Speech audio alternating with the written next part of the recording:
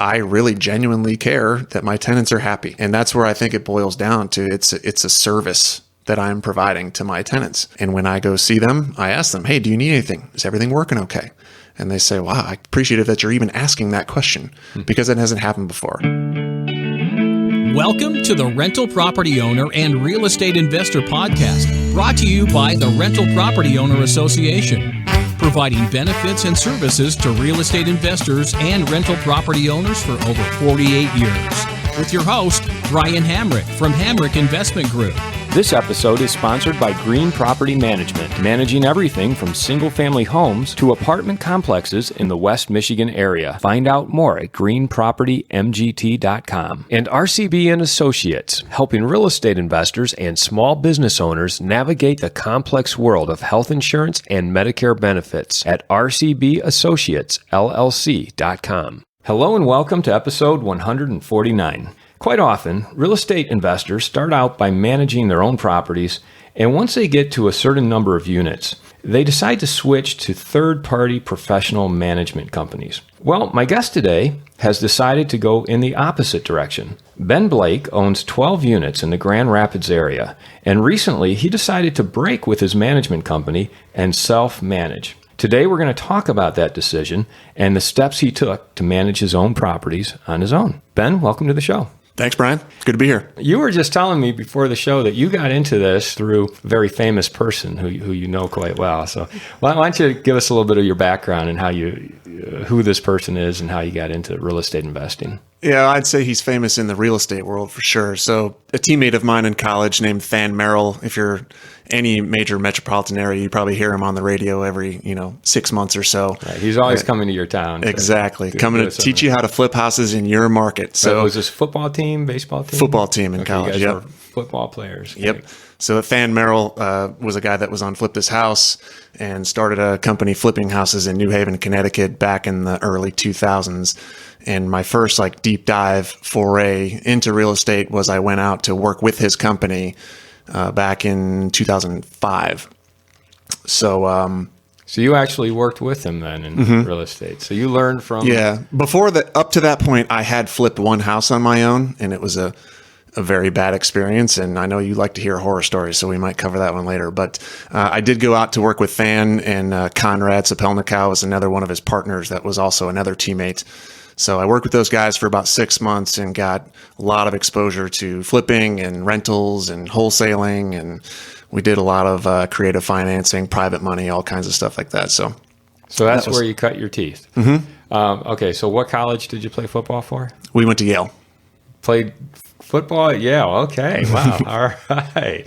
Now, when you worked with Than, was this before? Now, he had an HGTV show, right? So they were on Flip This House, and they were on that show just maybe 5 or 6 months after I left. So you left, and then everything took off. Everything took off. Yeah. No, they were very successful before that. They were flipping probably 100 houses a year, and that's what got them on to Flip This House. Okay. But once they got on that show, that kind of springboarded them. And now their business is out in California, and they're doing really well with Fortune Builders is their company, teaching people how to flip houses. Okay. But you had already learned before Fortune Builders. Yes. You learned early on. They taught me pretty much everything I know. Uh-huh. Yeah. Okay. So do you kick yourself that you didn't get to be a TV star? No, not really. Not really. You got a lot going on. You got your own thing happening now. Yeah. Okay. Well, let's talk about that. But you did mention that first house that you flipped. So why don't we start there? Tell me about that.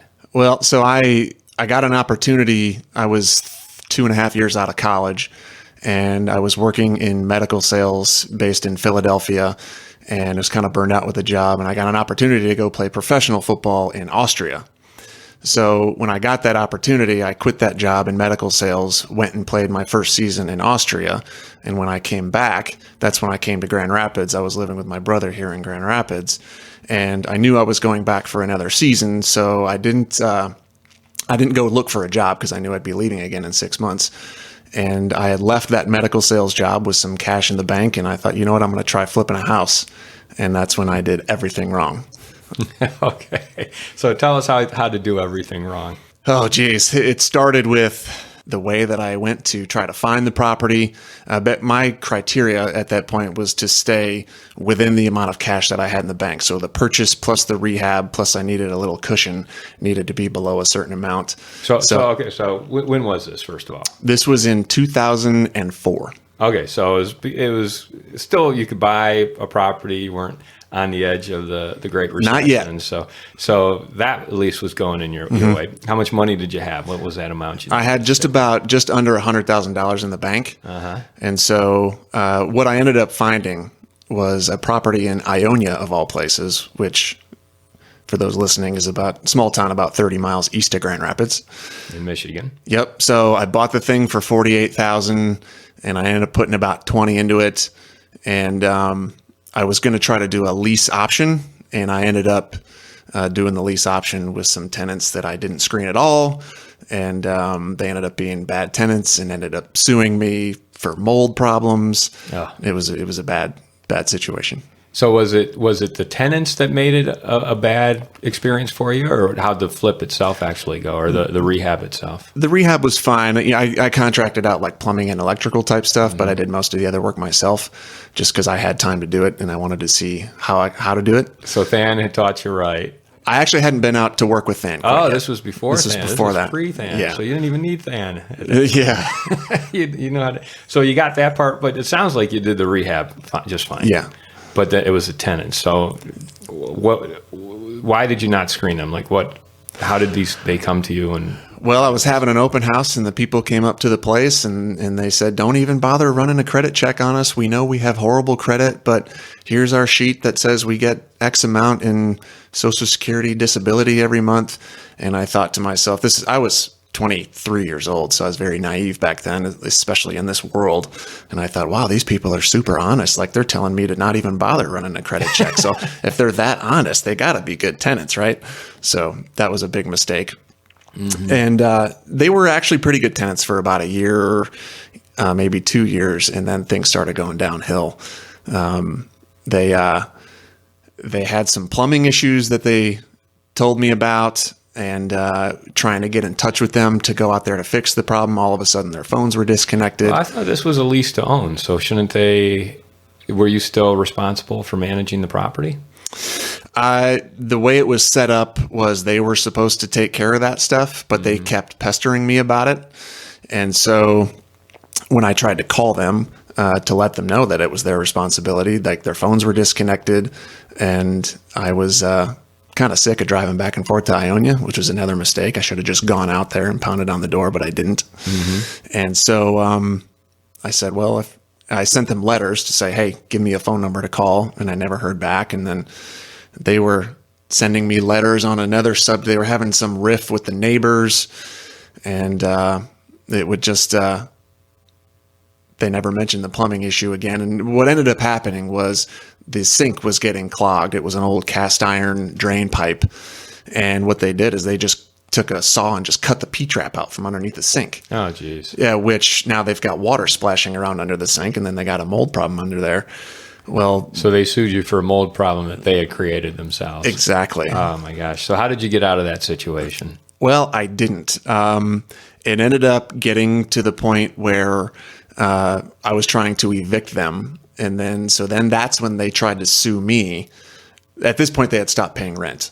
So then I get a letter in the mail from some attorney about getting sued over the mold. And it ended up going to trial in front of a judge. And it was kind of classic situation. These people were, I wouldn't say they were in great health, but the day that we had the court case, they showed up in wheelchairs all of a sudden. So long story short, the judge ended up siding in their favor. Not terribly, but the lease option was set up so that a certain portion of their rent was going to get credited towards their purchase. Mm-hmm. And what the judge ended up doing was crediting all of that additional money back to them. So did you get them out of the house then at that point? Or eventually, yes. Okay. And of course, the house was destroyed, and I basically had to renovate it. Oh, so you had to rehab it all over again. Oh. Yeah. So lesson learned is don't just screen your tenants. Screen your tenants. Oh, screen them hard. Yeah. If they tell you, hey, you don't have to run our credit because it's so bad. Don't believe anything they say. I guess you could believe that part. They had bad. That's true. Bad credit. So then you went to Austria and played football, and then you came back and worked with Than. Yeah, so I played 2 seasons in Austria. Then I came back, and the idea with Than was that I was going to go out and work with his company and learn their business, and then I was going to come back to Grand Rapids and be sort of a franchise of their business.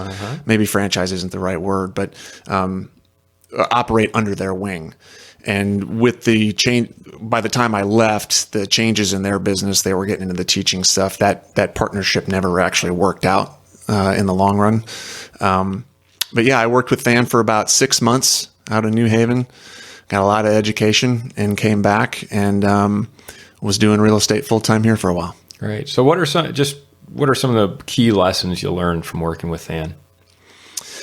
Like I said, I learned a lot of creative financing type stuff. Up to that point, flipping was really the only thing that I really knew about. But they were doing everything out there: wholesales, rentals. They were deeply involved in everything.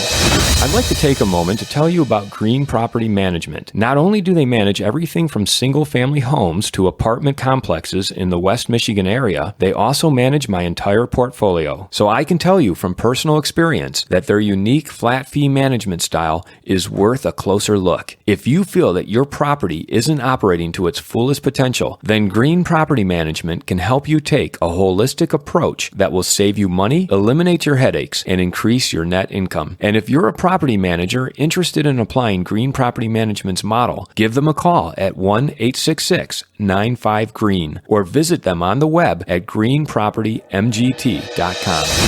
And then let's talk about your current portfolio. You started building that up at some point. When did you start buying? Because you've got 12 units. You had 14 the last time I talked to you. I know you sold one, a duplex. But when did you start building that portfolio? So maybe to take another step back, when I came back from working with Than and those guys, I was doing real estate full time, and I was doing the wholesales and some flips around here. And then when the market crashed in around 2009 was when I decided to get out of real estate. I still today only own one of the properties that I owned back then.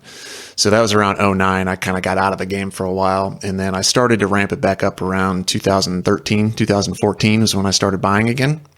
And so the portfolio got up to about 16 units at one point, and over the last year I've sold 4 of those units, so we're at 12 right now. Okay. That's 2 single families and 5 duplexes. And are these all properties you bought, rehabbed, and then filled with tenants? Yeah, they weren't all rehabs. I mean, every one of them required maybe at least a light rehab. Couple we've done a little more extensive rehabs, but we've spruced them all up. Okay. Well, let's talk about management, because that's kind of the key part of our conversation today. You, in the beginning, what was your thoughts on management? You know, obviously when you buy these properties, you're like, do I hire a management company or do I do it myself? Now, you'd had such a bad experience the first time. I'm sure that colored your decision making, but talk about that a little bit, please. Well, you're exactly right. So my very first experience with tenants was not good, and then in the late 2008-9, I did have another unit down on Crosby Street Northwest where I had another, not as bad, but just a not great experience with a tenant. And at that point is when I hired my first property management company, because I said, I just don't want to do this anymore. And so that was my mindset going forward, was that I was going to, my ideal situation would be that I'd buy a property, I'd fix it up to the level where I was happy with the property, turn it over to management, and then ideally would never have to go to it ever again and just get a check every month. And that's what I hoped for. And I'm a little idealistic there, I think. And, after getting up to 16 units or so, having them all under third-party property management, I realized that that's, at least in my situation, was not going to be the case. So what was working for you with third-party management and what was not working for you? The only thing that was working really was the hands-off approach, that I didn't have to deal with any tenants. I didn't have to do any of the, no repairs, no tenant screening, no collecting rent, none of that. I mean, that part was great. But what I found after several years now is that in my situation, I felt like I was managing the management company. I was spending so much time on that. I got to the point where I just felt like I should just do it myself. And what were some of the things you found yourself managing? Just challenges with maintenance issues was a lot of it. Just felt like being overcharged for maintenance. Little to no consultation on what maintenance was being done. I understand that the management company, like that's what they're there for, is to take care of that maintenance and not to have me deal with it. But some of the decisions that were made on the maintenance, I just wasn't okay with.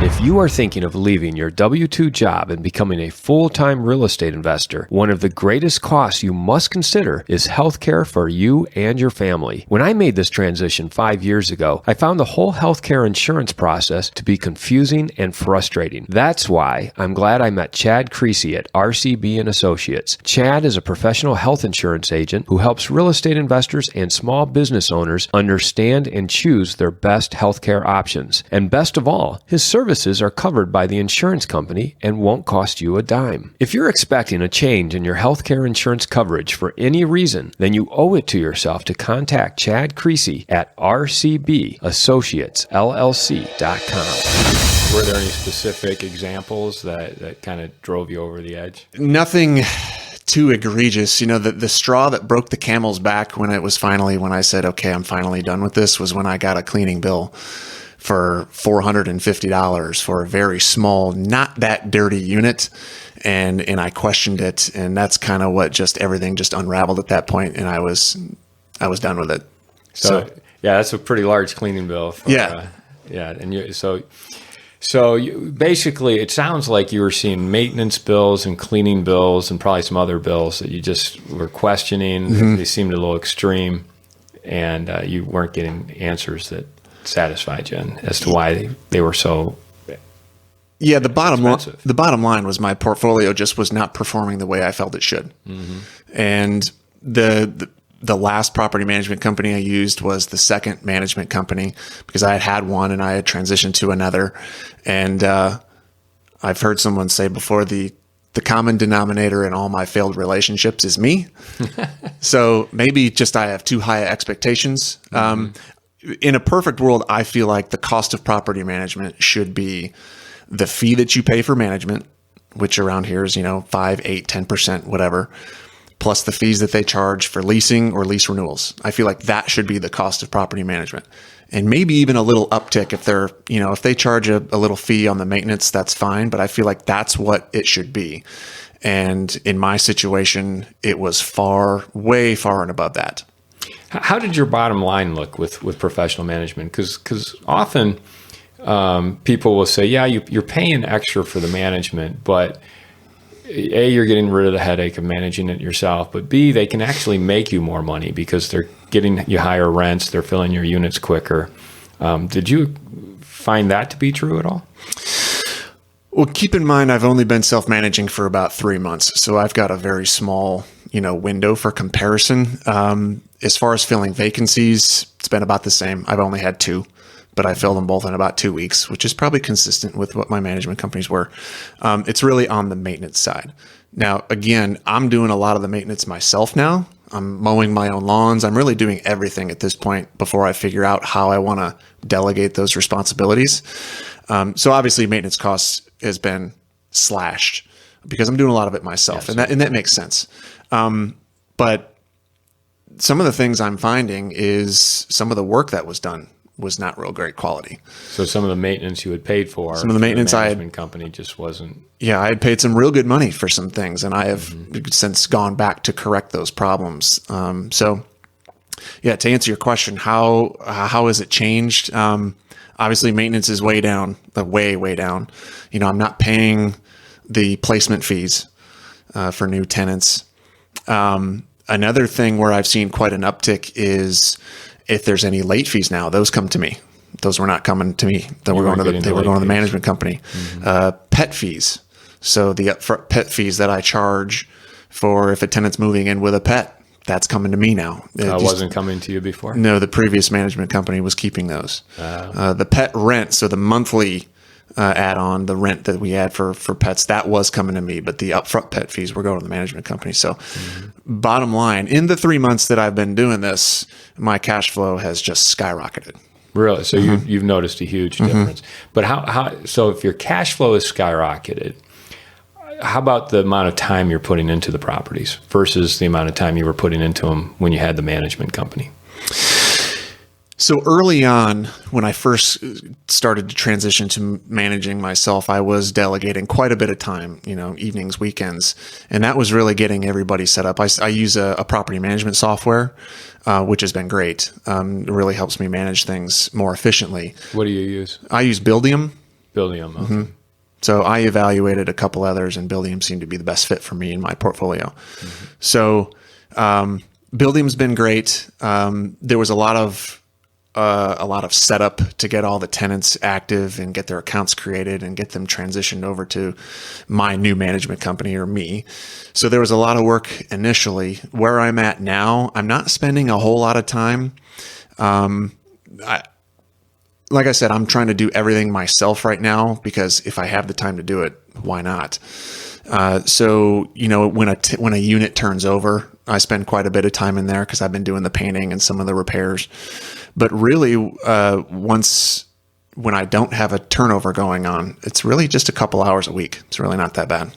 And what about working with tenants and taking their phone calls and just, you had to fill 2 units, doing the credit checks and all that. I mean, how do you feel about, once again, having contact with your tenants?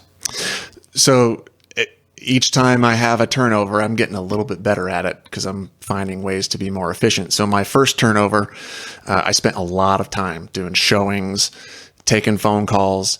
So what I decided to do was I decided to invest in a smart lock service from Rently, which might be familiar to some folks.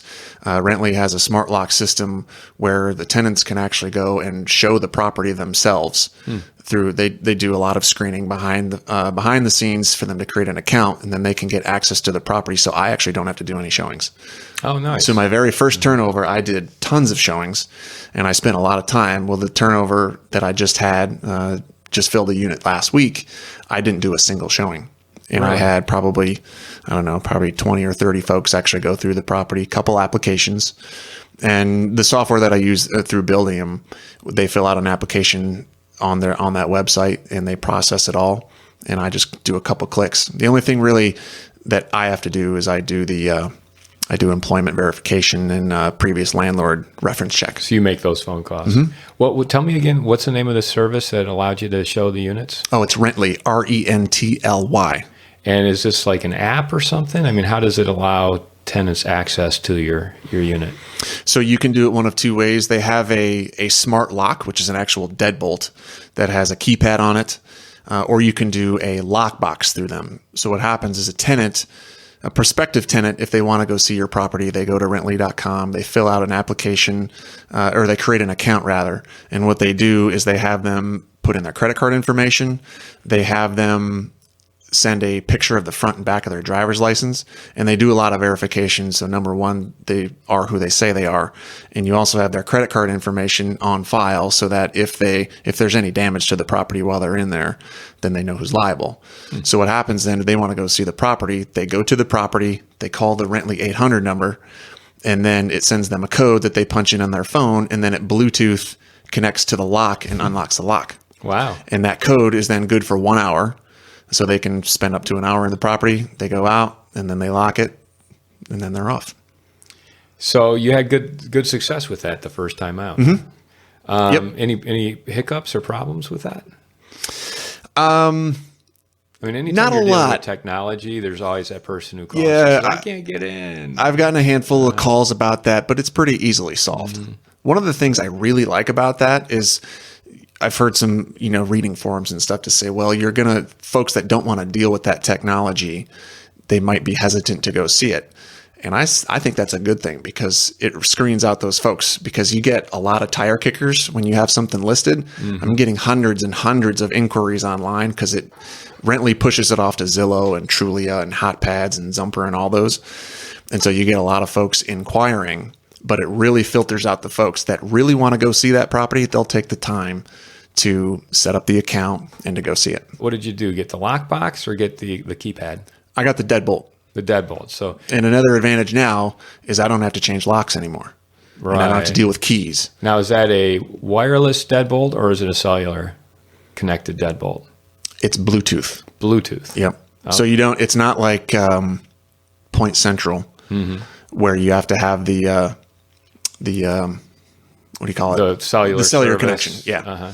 Yep. So it's Bluetooth. Bluetooth. So you can either unlock it just by punching a code, or they can Bluetooth with their phone. And it's nice because they can see who's entering their property. I can see who's entering the property and what phones are connecting to it.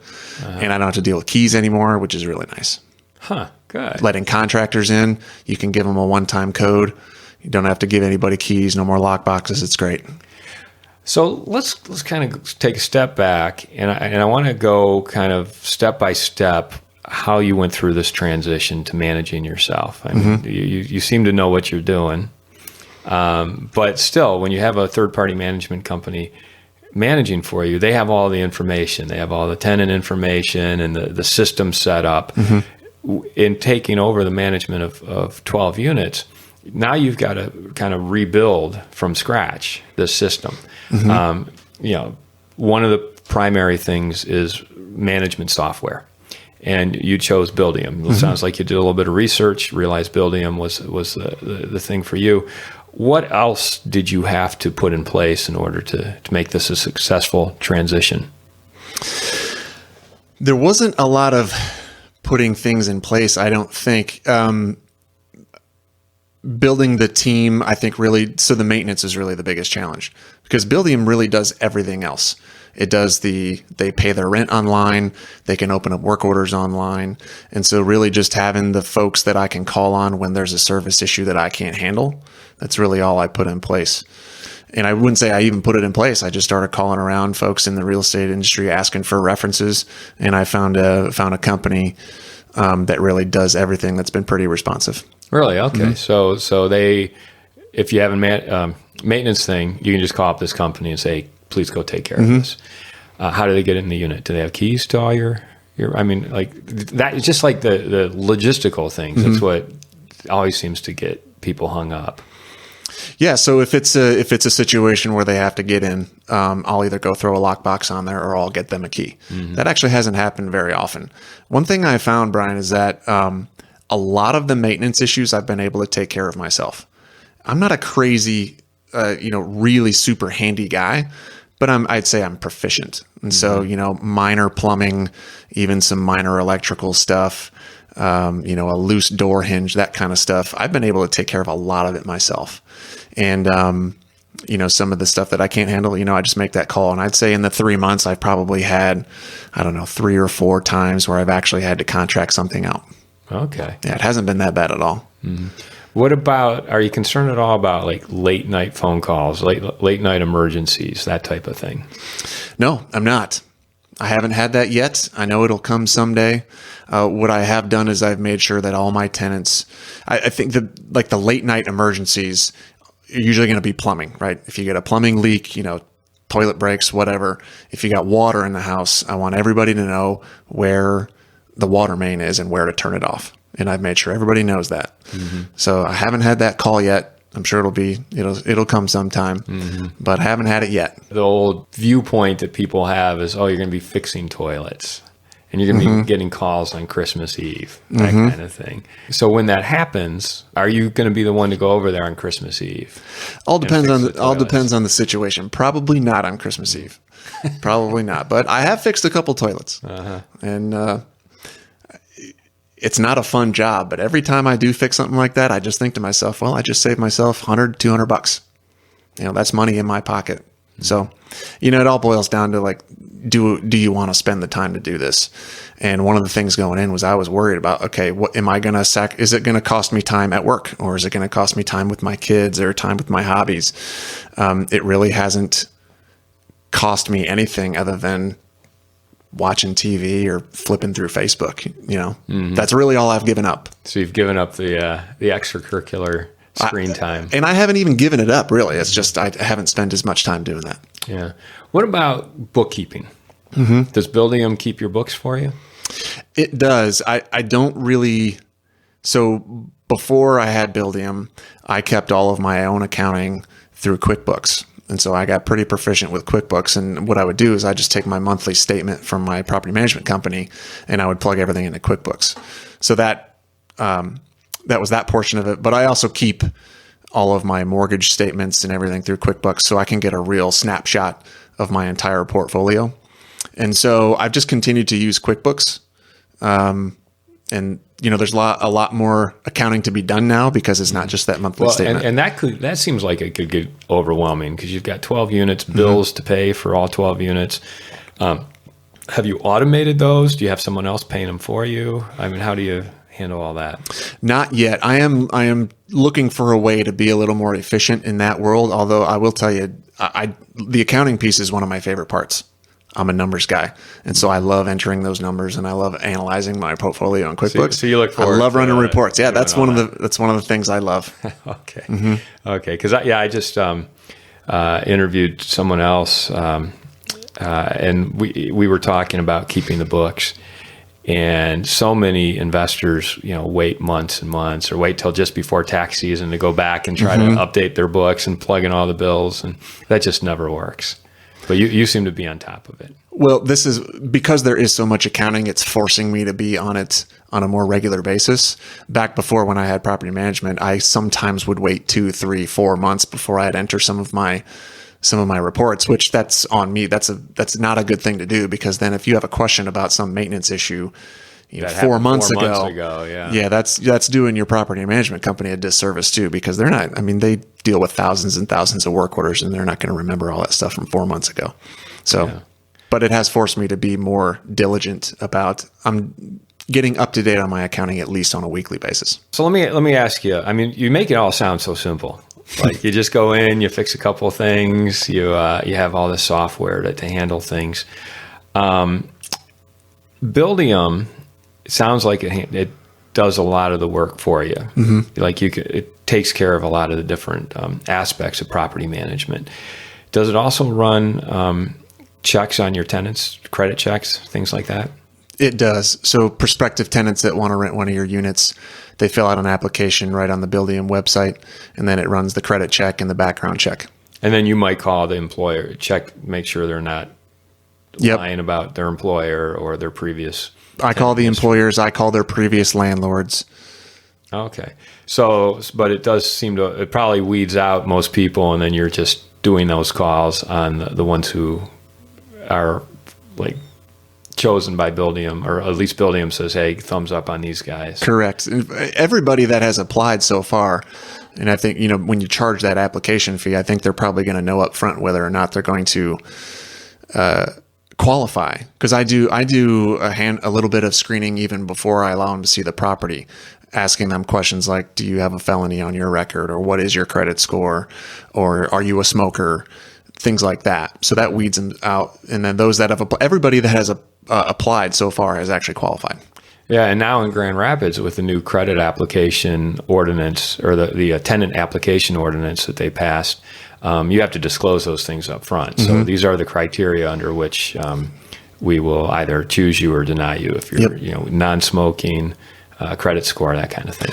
And that was one thing that was a lot of work up front, was having all your application process laid out, having your qualification standards laid out. So that was a lot of work putting those documents together, because that was the first 20 or 30 calls I'd get is, how do I qualify? And I hadn't put a document together yet. So now I put the document on my website, and I just say, here, go to the website. Here's our pet policy. Here's everything. Yeah. So, so you have a website. How else are you marketing your properties? So the marketing now I'm just doing, so Buildium, my first turnover, Buildium has a similar service as Rently in that they push the listing out to the Zillows and the Trulias and all that. And Rently essentially does the same thing. I just put my listing information on Rently, and then they push it out to all those different websites. Okay. And does that cost you extra money? Or is that part of just the subscription of So the Rently service when you are actively showing your property, right now costs $30 a month. Otherwise, just the smart lock costs $2 a month per lock.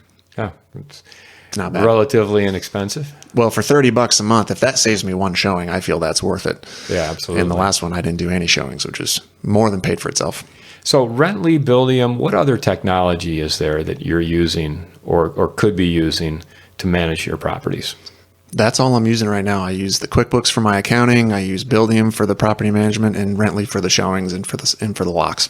And is there anything else that you find yourself doing that you say, boy, I wish there was a software or an app that would do this for me? Well, I think probably the biggest benefit I've seen to all of this is the tenant relations piece. I really believe that when the tenants, okay, let me back up a little bit. Going into this, I had this idea that I didn't want my tenants to have my phone number. I didn't want them to know where I lived. I wanted to present myself as the new property management company. What I found as I've spoken to my tenants and met with them and seen them on site is I think there's a lot of value in your tenants knowing that you are the owner. Number one, I think they're a little less hesitant to call with issues, meaning I think they're a little more inclined to try to fix the issue first. Not saying that they're, going to let issues go, right, and have it become a bigger service problem, but I think they're a little less hesitant to call. Because before, I'd look at my monthly statement from my management company and there would just be service issue after service issue after service issue. And I find it very coincidental that since I've taken over, that the number of those calls has dropped significantly. Really? Again, only 3 months, but I'm getting 1 or 2 calls a month from all of my 12 units. Now, is that because you've kind of trained them to figure it out themselves before they give you a call? Like there's a barrier or a threshold that they have to reach before they say, oh, maybe I'd better call the owner instead of just automatically calling to report any and every problem? No, I haven't trained them. What I found early on was the first couple of tenants that I spoke to, they came to me and they asked me, they're like, are you the owner? And I wasn't going to lie to them. So I said, yes, I'm the owner. And they just kind of opened up to me and they said, we just felt like the management companies just didn't care. And in defense of the management companies, when you own it, when you manage hundreds and hundreds or even thousands of units, like it's hard to give a personal touch to every tenant and every property. Like I understand that the maintenance guy that they hire that's making $20 an hour or whatever, like he's just out there to do a job, right? Whereas I really genuinely care that my tenants are happy. And that's where I think it boils down to. It's a service that I'm providing to my tenants. And when I go see them, I ask them, hey, do you need anything? Is everything working okay? And they say, wow, I'm appreciative that you're even asking that question because it hasn't happened before. And as I talk to more and more of my tenants, every single one of them has said, we are glad that we are not under the previous management company. Every single one of them. And so I think my tenants are happier that maybe they're getting a little extra TLC, if that makes any sense. So from that perspective, that relationship has been very good. Have you had any issues or challenges with your tenants? Just one specific issue. I've got a duplex where the tenants upstairs do not get along with the tenants downstairs. And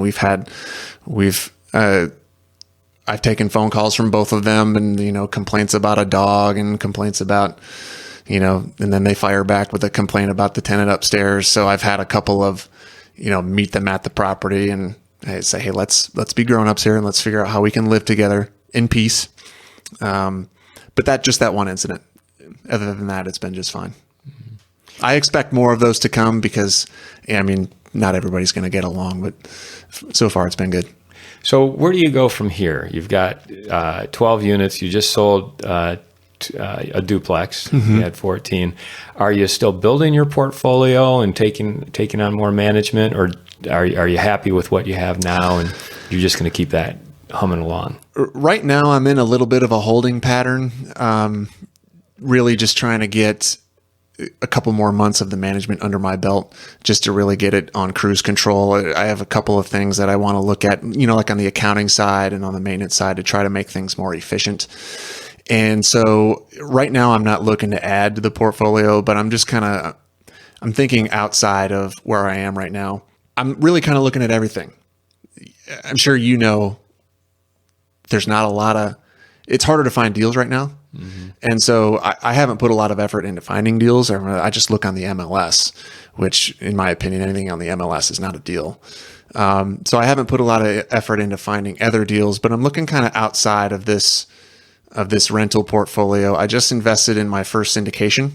Oh. In fact, with Fenn and Conrad, those guys, their company is buying a 460 unit apartment building in Austin, Texas, and they syndicated it, and I participated in that syndication. So really where I'd like to get ideally is to get true mailbox money. Become a true passive investor. True passive investor, which I'm very aware that with my current portfolio, that is not the case. I really just created another job for myself. I'm fully aware of that. So I think, 5-10 years from now, I don't know what I'm going to do. If I start to add to the portfolio, I may think of creating my own property management company. And that way the only person I have to blame is myself. So I've thought along those lines. I've even thought of maybe selling the entire portfolio. I've had some conversations recently with some gentlemen that were interested in putting an offer in it for my whole portfolio. On the whole thing. Yeah. And I've thought of maybe doing seller financing with that, maybe selling on a land contract, something along those lines. So I'm not exactly sure where I want to go. I just know right now I'm just trying to get this management a little more on cruise control, and then we'll figure things out from there. You just made me think of another question. Do you have a separate LLC for your management company? I do. Okay, so you've set it up as a business, a proper business. Yep. Its own LLC, its own money coming in and out. Yep. Own bank accounts. Yes. Mm-hmm. Great. And then as we wrap it up, any advice for people who are out there? They have a management company. Maybe they're like you. They're not quite happy with all the expenses they're seeing. They're thinking of going it alone like you have. What would you say to them? So my biggest barrier to doing all this was I asked my question is, do I have the time to do it? Or do I want to spend the time doing it? And I think for most people, I don't care how busy you are with work or with kids or extracurriculars. I think everybody has the time to do it. It's just deciding whether or not you want to prioritize to make time to do it. So I would say don't be scared of the amount of time. It's going to be a lot of work initially, but I think once you get it going, you're going to find that you're not going to spend nearly as much time as you thought you would. Well, Ben, thanks for taking the time to tell us about this transition from having third-party management, the issues you had with that part of it, and why you decided to go it alone, go out on your own, and just the process you went through and the software you've been using, the technology that makes it easier for you.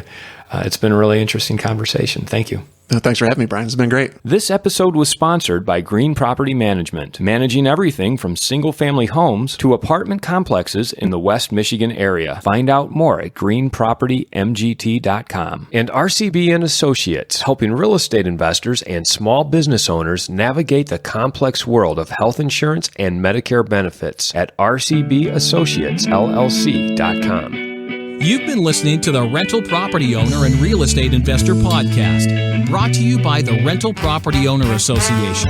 You can find out more at rpoaonline.org. If you enjoyed this podcast, please go to iTunes to subscribe, rate, and review.